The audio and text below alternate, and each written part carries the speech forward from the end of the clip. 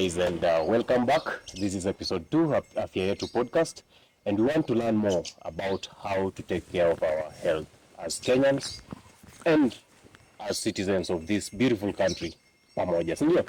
And we still have with us Dr. Njogu, and last time during the first episode we had a lot of discussion on universal healthcare, na tukapata kwamba kuna so many things that are supposed to be in play for us to realize universal healthcare.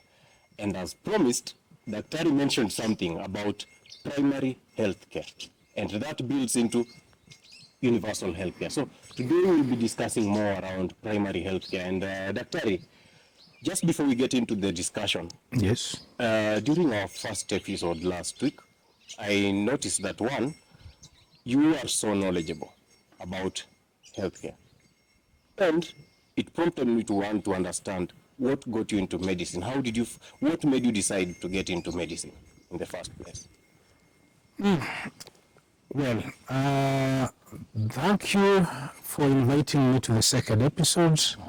It's an honor. I got into medical school because I wouldn't give you a very clear picture of the circumstances, but I was doing well in the sciences, that's biology, chemistry, and physics. And from Form 6, those who are leading to either medicine, agriculture, nursing, or things like that. And I had an uncle who was a clinical officer, and I used to go and visit him in the clinic. And I liked the environment, I liked the attire. Maybe that's what got me into medicine. I cannot really pinpoint and tell you that it's a one incident, no. But the fact that I was doing well in those subjects, I had a mentor. Probably when I was making my selection of courses for university, that is what directed me to the medical field. Wow. That means you are one of the brilliant people in that time, because back in the day when you are a brilliant person, ulikuwa unaenda, either you become an engineer, you become a doctor, you become a pilot, you become something. So were you also affected by that same path of career choices and all that? I wouldn't call myself exceptionally gifted. I'm not. I'm an average Kenyan. What I would say is I just got myself into that path, and it is a path that requires dedication. You work hard, and when you work hard, even with an average IQ, you can make it. The point is, are you working hard in what you are doing? You can be bright, you don't work hard, and things evaporate. That is very true. So Mkenya, ukitaka kufanya kitu, it's not about being exceptionally gifted in that particular area.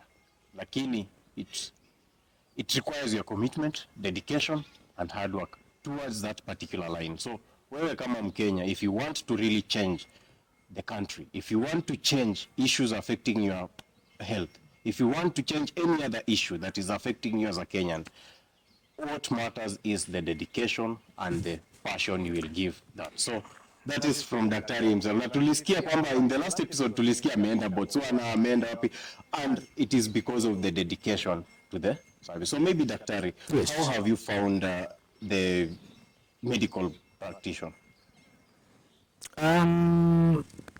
It's challenging.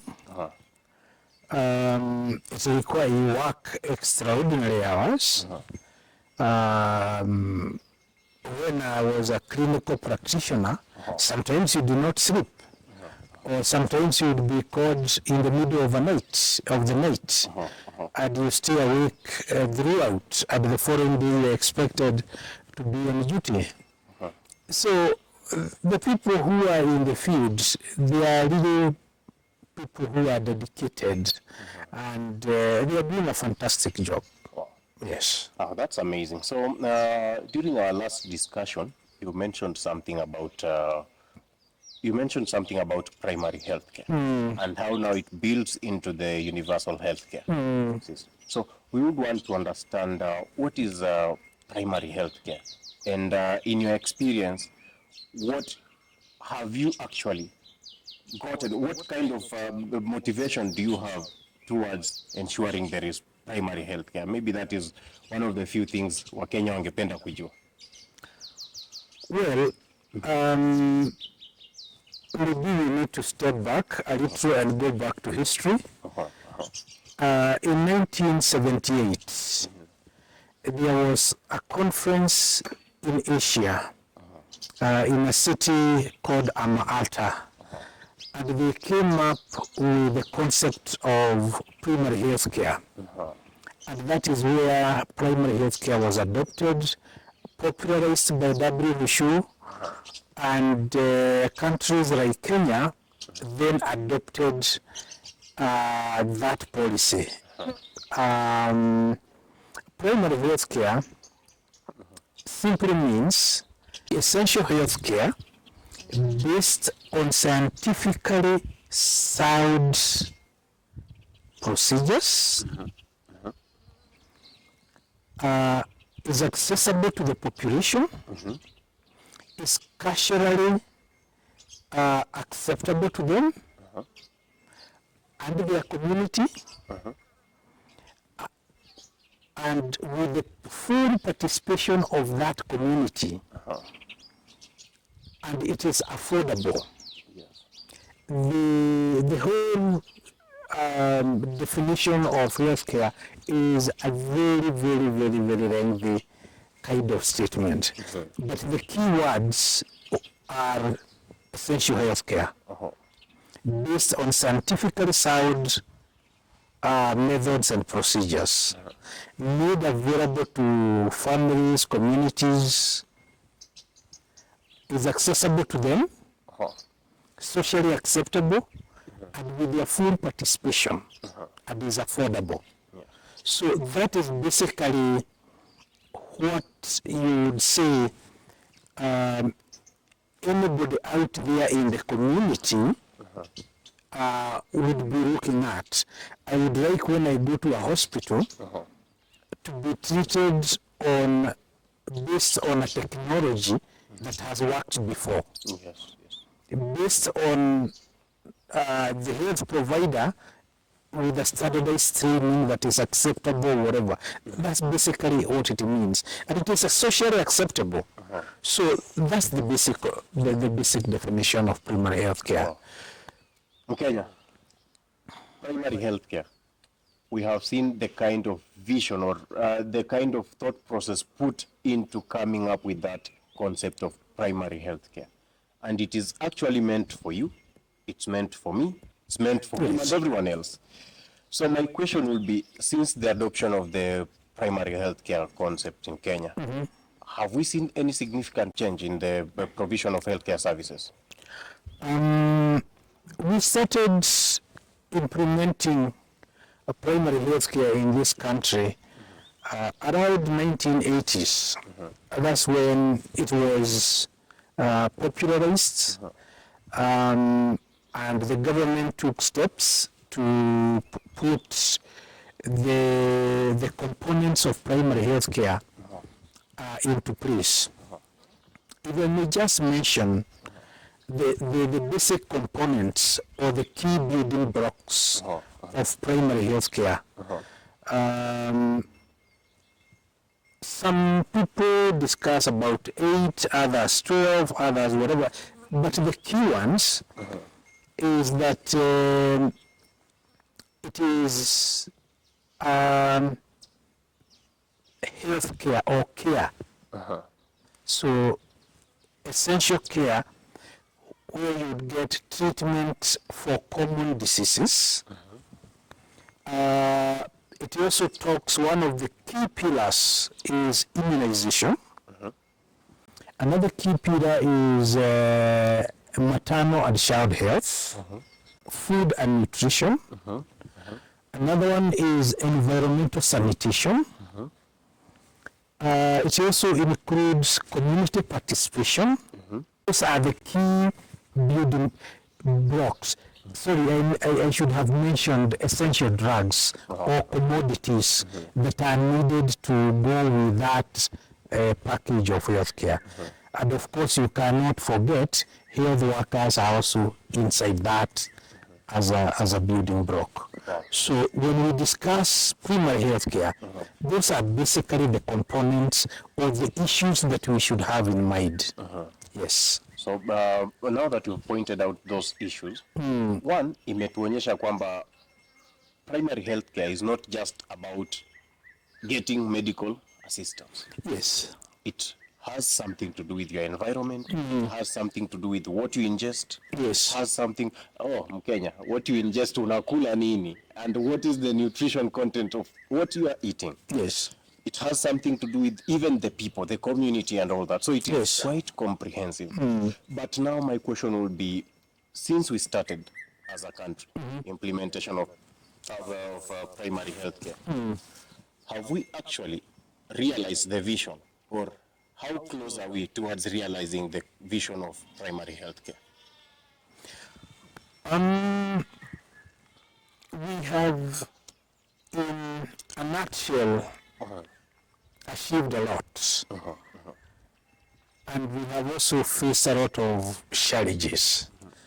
If we look at what we have achieved, maybe I take you back to history again and give you some basic facts.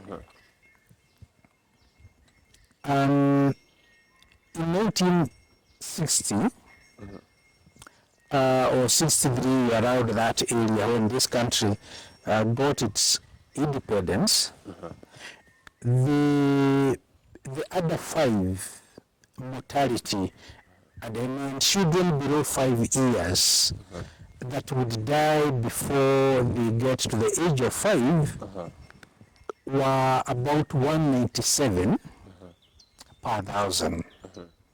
So what it means is that at that time,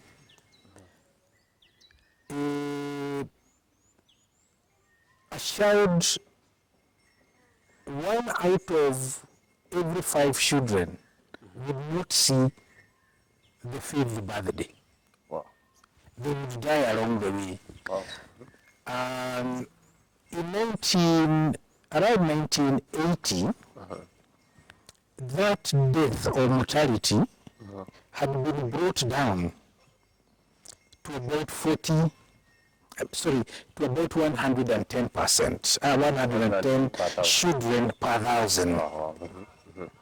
So you can see there was some significant improvement. Yeah. And then as we go to the year 2020, the current under 5 mortality rate is about 41 children per 1,000. Wow.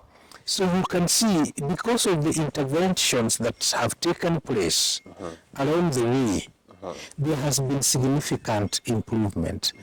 And we attribute some of those significant improvement to primary health care. Another indicator that probably denotes that we have made progress and we are facing challenges is what we call maternal mortality ratio. This is the number of women who die during childbirth or childbirth-related complications up to about 42 days after birth.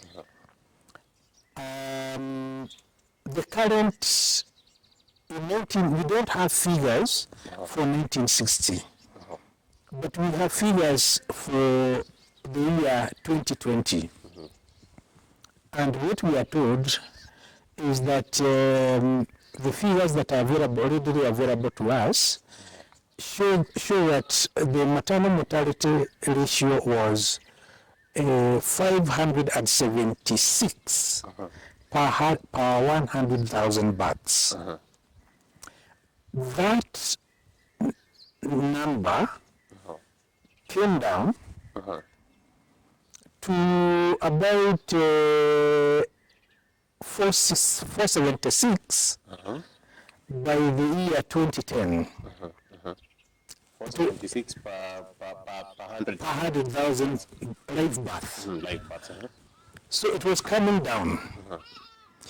But right now, from that period, it is going up, by the way. It has started increasing, and now we are at 530 in the year 2020. Wow. So it means that something is happening within our healthcare system. We are unable to protect our women. Maternal mortality is a very sensitive indicator. Yeah. And it takes a very long time to change. And those changes that we have seen over the last 10 years are suggesting that our healthcare system is not heading in the right direction. Wow. So what you mean to say is that when we started, we had significant improvement. Yes. But now, along the way, in the past decade, we've actually seen a decline in what was started before. Yes, there is something, there are some indications that is happening. Kenya, kitu ya kwanza, umekuja kupata kwamba primary healthcare, the concept of primary healthcare has been very instrumental in ensuring we reduce the mortality rate of Kenyans, especially the young kids under 5. Watch out for Part B of Episode 2. Like, subscribe, and comment. Thank you for watching Afia 2, your healthcare podcast.